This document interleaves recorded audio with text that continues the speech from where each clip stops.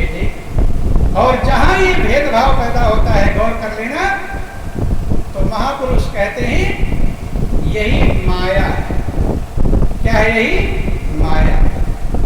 देखो, माया को कुछ लोग धन दौलत को माया कहते हैं, कहते हैं कि नहीं, रात दिन धन कमाने में लगा हुआ है, तो लोग कहते हैं तो पूरा माया में ही चढ़ा, कहते हैं माया फंसा है। कुछ लोग पत्नी को माया कहते हैं, कुछ लोग कार कोठी बिल्डिंग इमारत को माया कहते हैं, कुछ लोग ऐशो आराम को माया कहते हैं। लेकिन अपनी मर्जी से हम जो समझ ले उचित नहीं। महापुरुष जो कहते हैं वो सत्य होता है। जैसे विद्यार्थी अपने हिसाब से सब सही लेकर आता है, लेकिन नंबर किसके अनुसार मिलता है? मास्टर के अनुसार जो सही होगा उस पर नंबर मिलेगा। विद्यार्थी अपने अकल से तो पूरा 100 का 100 करके आता है, लेकिन नंबर उस पर मिलता है जो अध्यापक के अनुसार सही। ऐसे अपनी मर्जी से जो समझ लें वो सत्य नहीं है। महापुरुष जो कहते हैं वो सत्य है, क्योंकि वो अनुभव करके कहते हैं, प्रैक्टिकल करके कहते हैं। तो माया कुछ धन को कहते हैं, कुछ पत्नी, कुछ बेटा बेटी, कार कोठी बिल्डिंग इमारत। लेकिन भगवान राम किसे माया कहते हैं? लक्ष्मण को भगवान राम ने समझाया जब मां सीता का हरण हो गया, भगवान राम और लक्ष्मण को कुछ समझने का मौका मिल गया। जब कुछ समझने का मौका मिले तो परमात्मा की बहुत बड़ी कृपा कहलाती है। लक्ष्मण पूछते हैं, जब कृष्ण प्रभु को खूब ज्यादा प्रसन्न मुद्रा में देखा, एक बार प्रभु सुख आसीना और लक्ष्मण बचन कहे छलहीना, कि सुर नर मुनि सचराचर साई, और मैं पूछूं निज प्रभु की नाई। ध्यान देना, किसी से कुछ पूछना हो तो लक्ष्मण से सीखना चाहिए। भगवान राम से पूछते हैं, जब प्रसन्न मुद्रा में देखा कि सुर नर मुनि सचराचर चाहिए, हे प्रभु आप देवताओं, मनुष्यों, मुनियों सारे चर के साई हैं, मालिक हैं। मैं पूछूं निज प्रभु की नहीं, मैं अपने प्रभु की तरह पूछ रहा हूं, स्वामी की तरह, मालिक की तरह पूछ रहा हूं, बड़े भाई की तरह पूछ नहीं। क्या कहते हैं कि मोहि समझाए कहो सोई देवा, और सब तज करो चरण रज सेवा। मुझे समझाइए, क्या समझाइए? कि कहो ज्ञान विराग अरु माया, और कहो सो भगति करो जे गाया। हे प्रभु आप ज्ञान समझाइए, वैराग्य समझाइए, माया समझाइए, वो भक्ति समझाइए जिससे आप जीवों पर दया करते हैं। कि ईश्वर जीवहि भेद प्रभु सकल कहो समझाए, और जाते हो चरण रति शोक मोह भ्रम जाए। हे प्रभु ईश्वर जीव में क्या भेद है, सब मुझे समझाकर कहिए, क्योंकि जब इसका हमारे अंदर विवेक होगा तो आपके चरणों में प्रेम हो जाएगा। क्या हो जाएगा? प्रेम। जाते हो चरण रति, प्रेम हो जाएगा। अगर प्रभु के चरणों में प्रेम हो जाए तो 3 चीजें चली जाएगी, शोक, मोह और भ्रम। शोक नहीं रहेगा, दुख नहीं रहेगा, मोह नहीं रहेगा और भ्रम नहीं रहेगा। यही सारे संसार को बेचैनी का कारण है। भगवान राम ने कहा कि लक्ष्मण बहुत लंबी बातें पूछा है, इसलिए संक्षेप में कहता हूं। तो थोड़े मानो सब कहां बुझाई, और सुनो तात मति मन चितलाई। पूछने का तरीका लक्ष्मण से सीखना और सुनने का तरीका, सुनो तात मति मन चितलाई।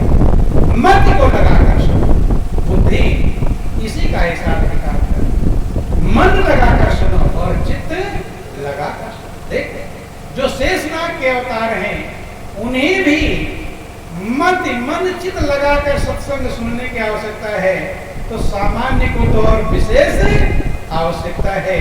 तब कहीं सत्संग की बातें हमारे हृदय में उतर पाती। तो माया का प्रसंग चल रहा था।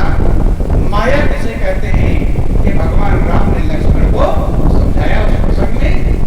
क्या माया क्या है कि मैं हर मोर तोर तय माया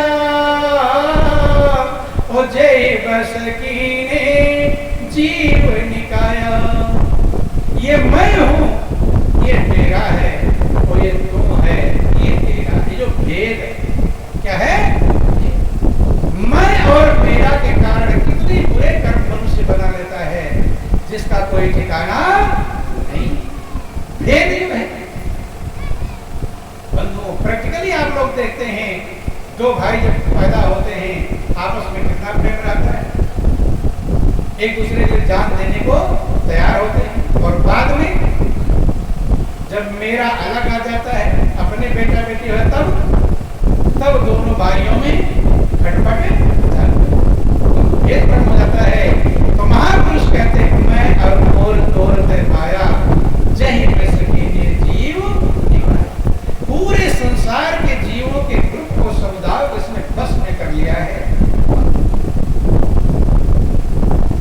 तो ये जो भेद है, जब आप गौर करके देखेंगे, विचार करके देखेंगे, भगवान राम कहते हैं, अयोध्यावासियों को समझाते हुए समझा रहे हैं कि सो परत्र दुख पावे सिर धुन धुन पछताए और काल ही कर्म ही ईश्वर ही मिथ्या दोष लगाए। दूसरे को दोष, प्रसंग चल रहा, दूसरे का दोष हम लगाते हैं। अपने मन से पूछो, कुछ भी हो जाएगा, तुरंत दूसरे का दोष नजर आएगा और अपना दोष नजर आता नहीं। जबकि महापुरुष समझाते हैं कि दूसरे के दोष की तरफ अगर एक अंगुली उठाएंगे तो हमारे तरफ 3 अंगुली, अर्थात ध्यान देना कि जब दूसरे का एक दोष देखेंगे तो आपके अंदर 3 दोष मौजूद है। कैसे मौजूद हैं? जितना देर उस दोष को देखेंगे उतना देर आपका मन बेचैन होगा। क्या होगा? बेचैन। और दूसरे से फिर कहेंगे तो दूसरा भी बेचैन होगा, और मन में अगर रील की तरह चल रहा है तो भी बेचैन होता रहेगा। इसलिए महापुरुष कहते हैं कि ये सबसे बड़ी हमारी कमजोरी है। क्या है? एक कमजोरी अगर हम संभाल लें, जितना बन पावे, ज्यादा नहीं, थोड़ा संभालना चाहिए। आप लोगों ने गांधी जी के 3 बंदर सुना होगा। छोटी कक्षाओं में पढ़ते हैं कि महात्मा गांधी के 3 बंदर, एक ने अपनी आंखें बंद कर रखी थी, एक ने अपना कान बंद कर रखा था, और एक ने अपना मुंह बंद कर रखा। छोटी कक्षाओं में पढ़े हैं और अध्यापक पढ़ा भी देते हैं। उसका मतलब कि जिसने अपनी आंख बंद कर रखा था, ध्यान देंगे, बोलिए प्रेम से गुरुदेव महाराज की जय। आंख इसलिए बंद कर रखा था कि मैं दूसरे के कमियों को, दोषों को, बुराइयों को देखूंगा नहीं। जो चीज हम देखेंगे उसी का असर हमारे ऊपर पड़ेगा। ये नियम है। अगर दोषों को देखने का हमने कम कर दिया तो आपके ऊपर कम असर पड़ेगा। क्या करेगा? ध्यान दें। बोलिए वृंदावन बिहारी लाल की जय। तो गांधी जी के 3 बंदर याद कर लें तो भी बहुत काम बन जाएगा। जहां तक बचे कि हम दूसरे के दोषों को देखें नहीं, क्योंकि देखते ही उसके दोष में हमें हिस्सा मिल जाता है। क्या मिल जाता है? हिस्सा। कैसे मिलता है?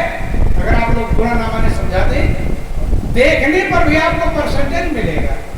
क्या मिलेगा? परसेंटेज। देखते ही परसेंटेज मिल जाएगा। अच्छा देखेंगे तो अच्छा कमीशन, और उल्टा देखेंगे तो उल्टा कमीशन। जैसे किसी ने भोजन अच्छी प्रकार से कर लिया है, भोजन पच गया हो, कोई दिक्कत नहीं। अब किसी को पलटी होने लगे, अब आप उसे देखना शुरू कर दो तो मन खराब होगा कि नहीं? देखा ही तो है, मन पर असर, क्योंकि मन है इंद्रियों के द्वारा ही अपना खुराक ग्रहण करता है। बंधुओं, जैसे देखा तो मन पर असर पड़ेगा और ज्यादा गौर करके देखने लगेंगे, एकाग्र हो जाएंगे, तो हो सकता तुम्हारी पलटी भी चालू हो जाता है बहुत लोग, इसलिए वहां से हटते हैं। इसलिए उसी से शिक्षा लेनी चाहिए। जब हमने किसी पलटी करने वाले को देखा तो मेरा मन खराब हुआ, तो ऐसे जब बुराई देखेंगे तो उसका असर तो मन पर पड़ेगा। इसलिए गांधी जी के 3 बंदर याद रखें, जहां किसी का दूसरे का दोष हो, बचने का प्रयास करें।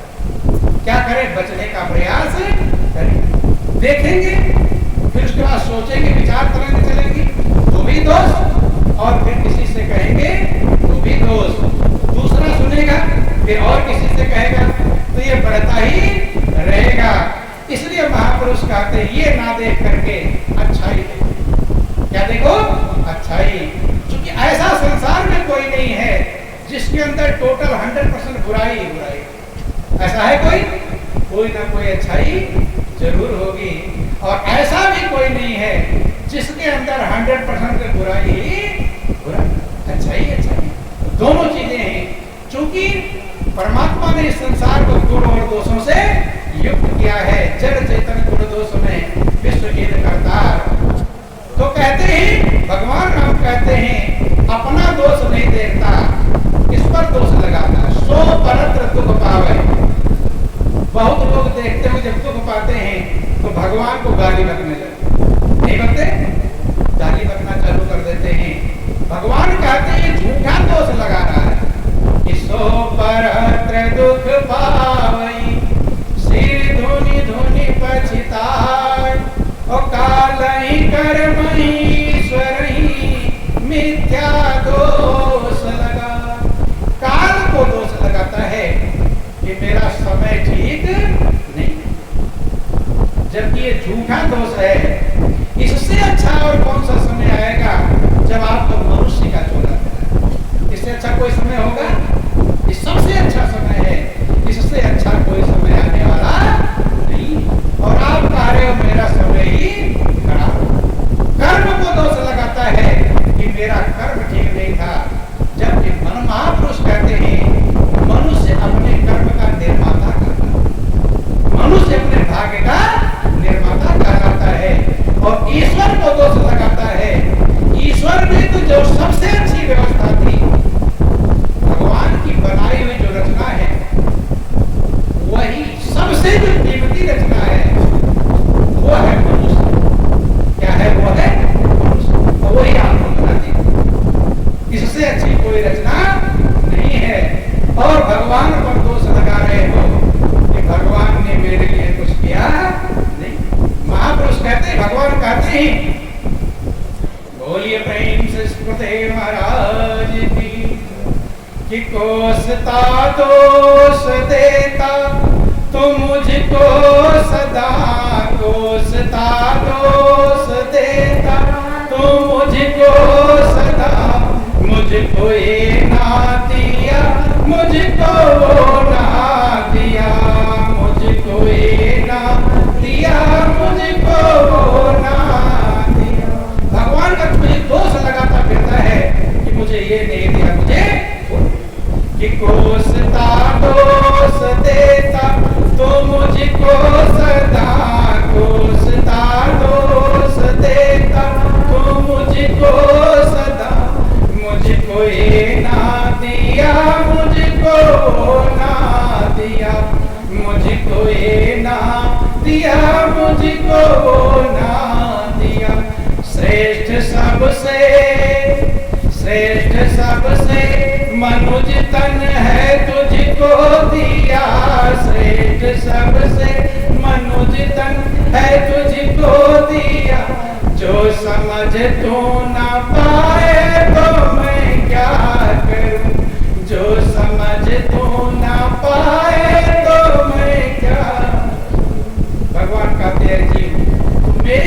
दोष लगाता है कि मुझे भगवान दे दिया, बेटा दे दिया, धन दे दिया, दोष लगाते रहते हैं। सबसे जो श्रेष्ठ प्रभु के पास था वो मनुष्य का जीवन, वही आपको दे दिया है।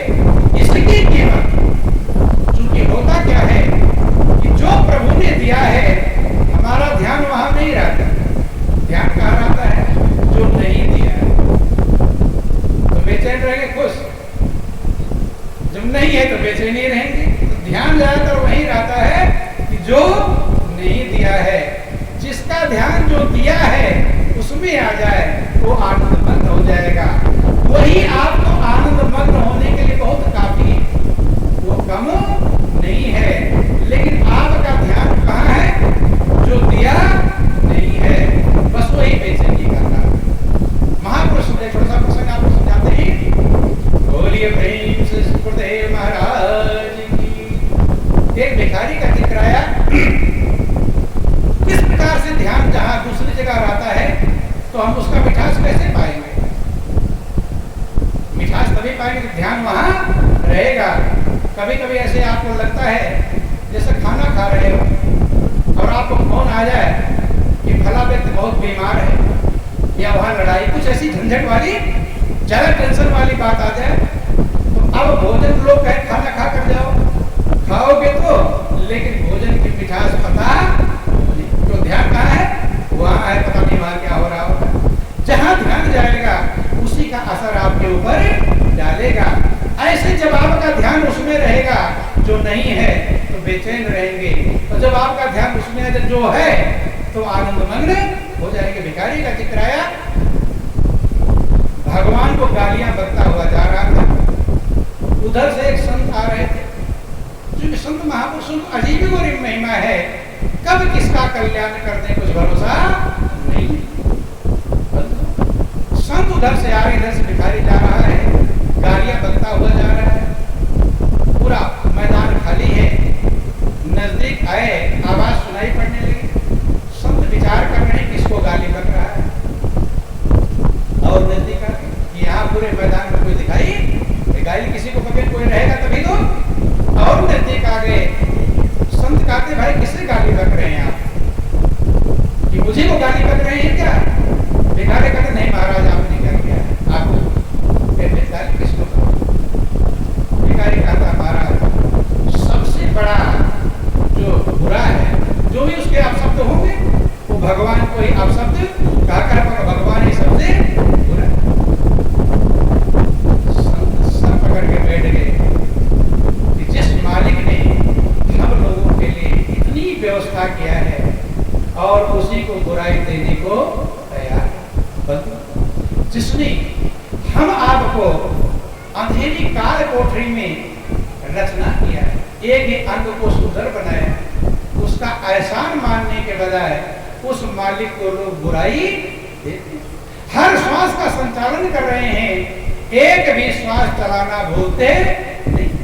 रात में सो जाते हैं आप, खर्राटे भरकर सोते हैं, पता नहीं होता हम कहाँ सोए हैं, लेकिन मालिक आपको बोलता नहीं। एक श्वास चलाने में भूल हो जाए तो सारा राम नाम सत्य हो जाए, लेकिन मालिक बोलता नहीं।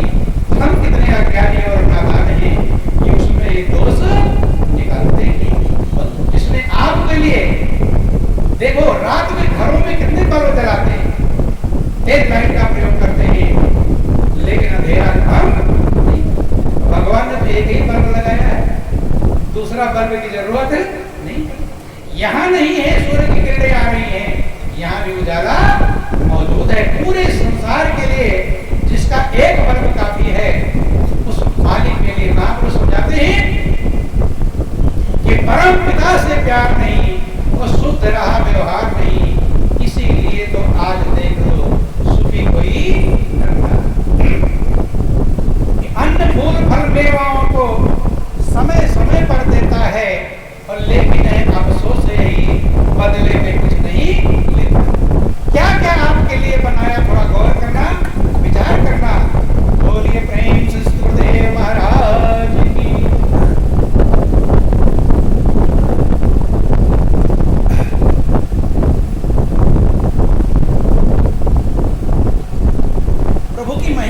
गौर करेंगे, अगर प्रभु चाहते तो खाली दाल और रोटी 2 चीज बना देते, आपका पेट फिर भी भर जाता। लेकिन आपसे कितना प्रेम करते हैं। रामायण में लिखा गया, सब मम प्रिय सब मम उपजाए और सबसे अधिक मनुज मोहि भाए। आप ज्यादा प्यारे हैं प्रभु के, ज्यादा प्यारे होने पर भी मालिक को धन्यवाद दे पाते नहीं। कितने प्यारे हैं, कितने प्रकार की दालें बनाया, कितने प्रकार के अनाज बनाया, कितने प्रकार की सब्जी, स्वाद बदल सके आपका, जीव का टेस्ट अलग मिल सके। कितने प्रकार के अनाज बनाए, फूल फल मेवा मिष्ठान, और उसको खाने का तरीका भी आपको अकल दिया। क्या दिया? अकल दिया। और कोई जानवर खाना पीना बनाकर खा पाते हैं? जैसा है वैसे ही खाते हैं। मनुष्य कितने प्रकार के व्यंजन तैयार करता है बंधुओं, घी दूध दही हलवा पूरी रबड़ी मलाई क्या क्या खाते हैं, लेकिन सब कुछ खाने के बावजूद जिसने दिया है उसको धन्यवाद दे पाते नहीं। दोष तो लगाते हैं, लेकिन धन्यवाद जिसके अंदर मालिक के प्रति धन्यवाद की भावना आ गई, कृतज्ञता आ गया, वही इस जीवन को सफल कर लेता है। संत कहते हैं, किसे गाली बक रहे हो? भिखारी ने कहा, भगवान ने ये सब कुछ बुरा है। संत ने पूछा, क्या किया भगवान ने जो उसे आप बुरा कह? भिखारी कहता, न खाने को सही अन्न दिया, न पहनने को सही कपड़े दिए, न रहने को सही जो अपनी व्यवस्था थी सब उसने बताया। संत समझ गए उसके भावों को। संत कहते हैं कि मैं तुम्हें 1 लाख रुपया दूंगा।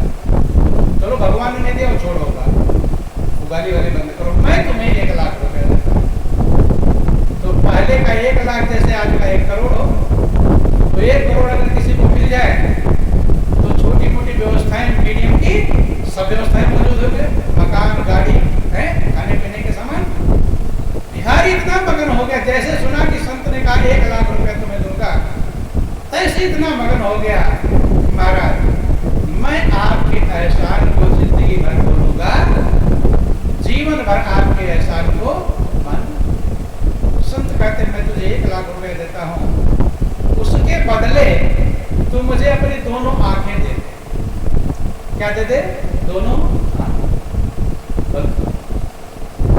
एक एक चीज प्रभु ने कितना कीमती बनाया है, ये कभी हम गौर कर पाते नहीं। आज समझ में तब आता है जब ये नजर हमसे ले ली जाती है, अंधा बन जाते हैं, तब उसके दिल से पूछो क्या गुजरता है।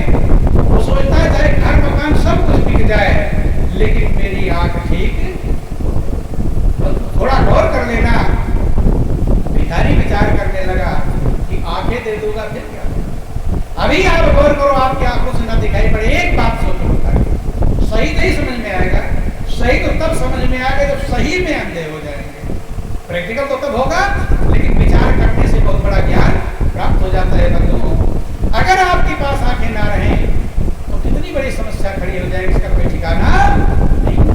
आप कुछ भी नहीं देख पाओ, ना बेटा बेटी देख पाए, ना मोबाइल टीवी देख पाए, ना लैट्रिन बाथरूम जा पाएंगे। वहां भी जाने के लिए इंतजार करना पड़ेगा, कोई आवे और पकड़ कर बिठा। खाना खा रहे हैं, मच्छर मक्खी उसी में है, वही खा ले, सांप बिच्छू वाले उसी पर चढ़ जाए। मतलब कितनी समस्या होगी, वो गिनाया जा सकता नहीं। ना कहीं घूमने जा पाए, ना मंदिर में भगवान के दर्शन करने जा पाए, कुछ भी कर सकते नहीं है। एक आंख खाली खत्म हो जाए, कितनी बड़ी समस्याएं खड़ी हो जाएगी। भिखारी विचार करने लगा कि अगर आंखें दे दूंगा तो फिर कौन मुझे उठाएगा, बिठाएगा, चलाएगा, सारी बातें। और सबसे मेन तो बात यह है, जब ये लाख रुपया देंगे तो कौन देखेगा कि वो असली है कि नकली? आंखें नहीं रहेगा फिर क्या होगा? नकली पकड़ा सकती ही। सारा हिसाब किताब विचार करके कहता है, महाराज मैं आंखें नहीं दे पाऊंगा 1 लाख रुपए। आप अपना खुद सोच लो, आपसे कोई कहे अपनी आंखें दे दो, कितने रुपए में दोगे? कोई रुपए का हिसाब है? लाखों देगा, करोड़ों देगा, तो भी शायद आप अपनी आंखें देने को तैयार नहीं। ऐसा अनुभव आप कहते हैं कि मानो चोले में न जाने कितने यंत्र लगाए हैं और कीमत इसकी आंक सके ना, ऐसे अमूल्य बनाए। कोई अंग बेकार नहीं और पा सकता कोई पार नहीं, और ऐसे उपकारी का बंदे माने कुछ उपकार नहीं। भिखारी कहता महाराज मैं 1 लाख रुपए में आपको आंखें दे पाऊंगा। अब संत कहते चल आंखें नहीं दे सकता, वो दोनों हाथ ही दे दे। क्या दे दे? दोनों। अब हाथ सोचने लगा हाथ भी दे दूंगा तो भी समस्या हो जाएगी, है? कपड़े भी नहीं पहना, कौन पहनेगा कपड़े? कभी कभी आप प्रैक्टिकल होता है, आपको एक अंगुली जरा सी कट जाए, तब नहाने जब जाते हैं उसमें पट्टी बंधी होती है, एक ही हाथ से नहाना होता है, तो सही से शायद साबुन भी लग पाता है, झंझट होता कि नहीं होता? थोड़ी सी भी समस्या में कितनी झंझट होती है, और दोनों हाथ ना रहेगा तो कितनी बड़ी समस्या होगी। भिखारी विचार करने लगा कैसे कोई काम करूंगा, खाना खाऊंगा, क्या करूंगा, तमाम सारी बातें विचार करके। हमने एक व्यक्ति को ऐसे देखा अयोध्या साइड में, उसका दोनों हाथ यहाँ से कटा था और दोनों पैर यहाँ से कटा। इतना तो पैर ही तो आपको लंबा बनाया हुआ है, पैर कटा जितना आप बैठे इसी साइज का, और ऐसे सड़क किनारे लेटा हुआ था। लोग आ रहे हैं जा रहे हैं, कोई सेब रख दिया, कोई केला, कोई कुछ भी, कोई पैसा रख दिया, लोग रखते चले जा रहे। हम भी थोड़ा 10-15 मिनट खड़े हो गए। हमने कहा देखिए क्या करते हैं लोग रख रख के तो जा रहे हैं। अब अगल बगल फल फूल रखे हुए उसके लिए क्या लाभ है? उसी एक को नहीं देखा जो छील करके और उसके मुंह में केला अगल बगल। ये अल्प मालिक ने कितने बार हम प्रयोग करते हैं जिसकी कीमत नहीं समझ पाते। जब ये नहीं रहेगा तब कीमत समझ में आए। जरा सा कोई दो ऑपरेशन कराने कहाँ जाते हैं? नहीं जाते, अमेरिका तक चले जाते हैं सही होने के लिए। और प्रभु ने सही किया है तो प्रभु की याद करने के लिए लोग कहते हैं कि मेरे पास, हम तो गृहस्थी लोग हैं, हमें भजन के लिए टाइम नहीं। कहते हैं कि नहीं कहते? हमारे पास कहाँ भजन का टाइम है? उन्हीं गृहस्थी लोगों को देखते हैं चौराहे पर बैठकर ताश खेलते रहते हैं, तब गृहस्थी नहीं होते। इधर उधर की बुराइयां करते रहते हैं, गप्पे मारते रहते हैं, तब गृहस्थी नहीं। और जब भजन का नंबर आएगा तब कहते महाराज हम तो गृहस्थी लोग हैं, अब हमें कहाँ टाइम है? बंधु, जिसने आपको टाइम दिया है और उसी के लिए आपके पास टाइम, सबके लिए टाइम है, लेकिन ये भूल है, ये अज्ञानता है। भिखारी विचार करने लगा कि अगर हाथ भी दे दूंगा तो भी बहुत बड़ी।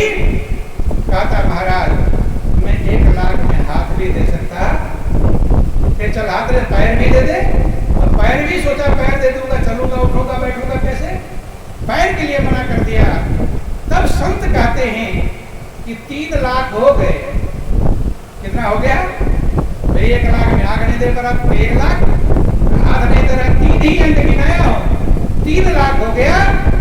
और तू कह रहा था कि महाराज मुझे 1 लाख रुपया अगर दे दोगे तो मैं आपके एहसान को जिंदगी भर भूलूंगा। 3 लाख तो मिला होगा, और कितने अंदर है, फेफड़ा, गुर्दा, किडनी, क्या क्या अंदर मौजूद है, और तू कह रहा है भगवान ने मुझे कुछ दिया। इतना सुनना था, ध्यान देना।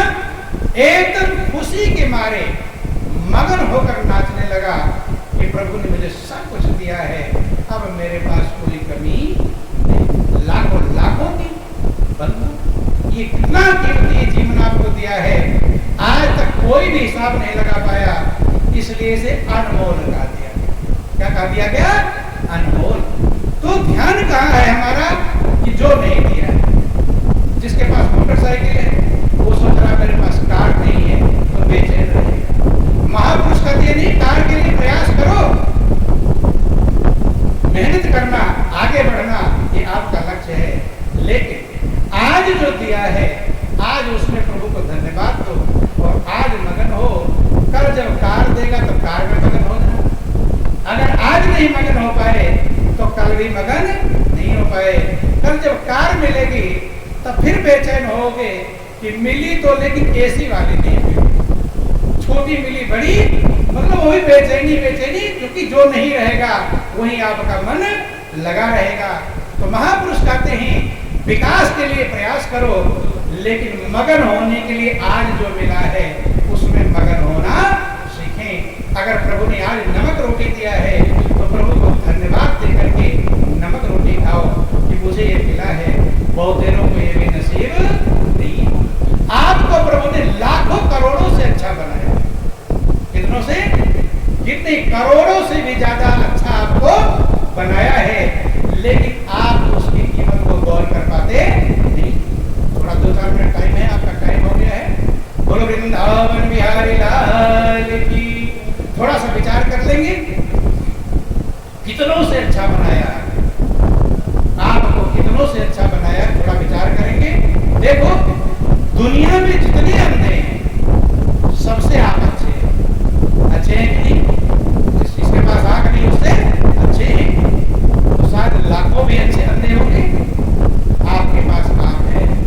अंधों से अच्छे हैं, जितने लूले लगड़े हैं उनसे भी अच्छे हैं, जितने गूंगे बहरे हैं उनसे भी अच्छे हैं, जितने पागल हैं उनसे भी अच्छे हैं, जितने लोग अस्पतालों में भर्ती हैं उनसे भी अच्छे हैं, जितने लोग जेलों में हैं उनसे भी अच्छे हैं, जितने लोग भिखारी भीख मांग रहे हैं उनसे भी अच्छे हैं, और जो आपसे कम पैसे वाले हैं उनसे भी अच्छे हैं, जिनसे आपका मकान खराब है उनसे भी अच्छे हैं, और जिनसे आपका चेहरा खराब है उनसे भी अच्छे। मतलब गिना नहीं सकते कितनों से अच्छे हैं, लाखों करोड़ों से अच्छे हैं, लेकिन हम इधर ध्यान दे पाते नहीं।